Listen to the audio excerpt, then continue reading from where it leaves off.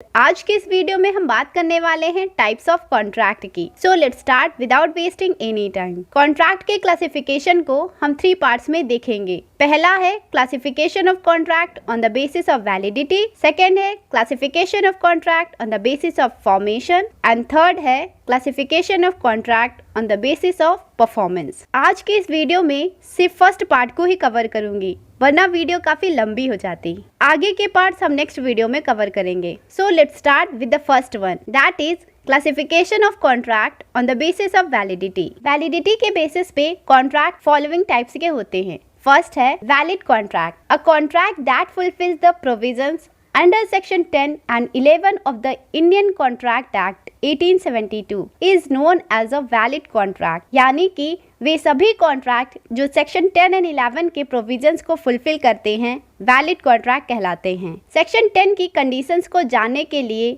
आप मेरी contract act की वीडियोस देख सकते हैं, लिंक डिस्क्रिप्शन बॉक्स में दे रखी है। वैलिड कॉन्ट्रैक्ट को एग्जाम्पल के थ्रू समझते हैं। ए ने बी को 5 लाख रुपए में अपना घर बेचने का ऑफर दिया है और बी अग्री हो जाता है 5 लाख रुपए में ए का घर खरीदने के लिए। यह एक वैलिड कॉन्ट्रैक्ट है क्योंकि यहाँ पर सेक्शन 10 की सारी कंडीशंस को फुलफिल किया गया है। नेक्स्ट है वॉइड कॉन्ट्रैक्ट। इसको 2 पार्ट्स में देखेंगे। पहला है वॉइड एब इनिशियो। वॉइड एब इनिशियो क्या होता है? In agreement which is not valid from the very beginning, यानी कि ऐसा अग्रीमेंट जो इनिशियल स्टेज से ही वैलिड नहीं है, यानी कि जो स्टार्टिंग से ही वॉइड है, उसे वॉइड एब इनिशियो कहते हैं। For example, a contract with a minor is void एब इनिशियो, यानी कि माइनर के साथ किया गया कॉन्ट्रैक्ट वॉइड एब इनिशियो होता है, मीन्स स्टार्टिंग से ही वो वॉइड होता है।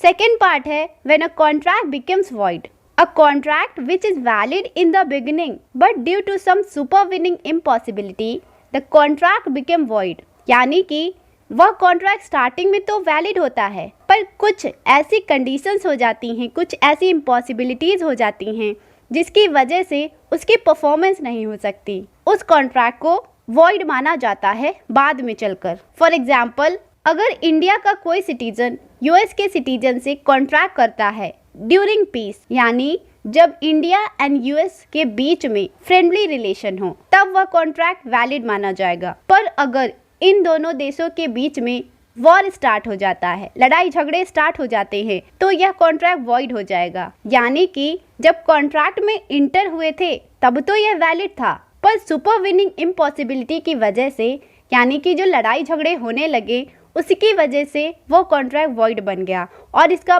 परफॉर्मेंस नहीं हो सकता।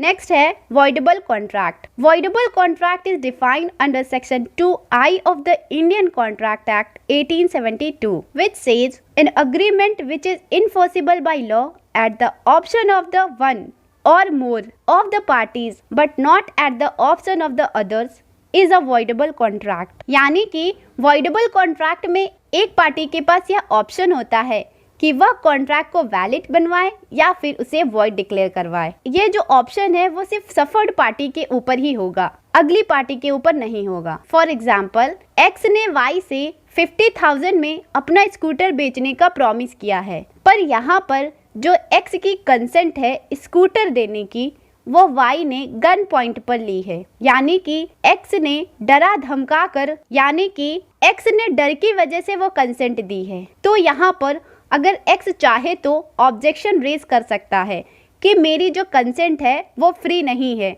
मुझे डरा धमका कर कि ये कंसेंट ली गई है, तब ये कॉन्ट्रैक्ट वॉइड डिक्लेयर हो जाएगा। और अगर एक्स ने कोई भी ऑब्जेक्शन रेज नहीं करा तो यह कॉन्ट्रैक्ट वैलिड ही रहेगा, इसको वॉइड नहीं माना जाएगा। Thus a voidable contract is valid and enforceable until it is repudiated by the party enforced to avoid it। यानी कि voidable contract वैलिड कॉन्ट्रैक्ट ही रहता है जब तक कि सफर्ड पार्टी उसे रिपुडिएट नहीं करती। रिपुडिएट मीन्स कैंसिल करना होता है। एग्जाम्पल में जैसे देखा था, अगर एक्स चाहे तो उस कॉन्ट्रैक्ट को कैंसिल कर सकता है और उसकी फिर कोई भी एग्जिस्टेंस नहीं रहेगी। नेक्स्ट है अनइन्फोर्सिबल कॉन्ट्रैक्ट। अनइन्फोर्सिबल कॉन्ट्रैक्ट वैलिड कॉन्ट्रैक्ट ही होते हैं, पर कुछ टेक्निकल डिफेक्ट की वजह से ये वॉइड बन जाते हैं, यानी कि इनकी परफॉर्मेंस नहीं हो पाती। एंड अगर डिफेक्ट रिमूव हो जाती है तो वह कॉन्ट्रैक्ट इन्फोर्सिबल हो जाते हैं। जैसे कि किसी भी प्रॉपर स्टैम्प की कमी की वजह से कॉन्ट्रैक्ट की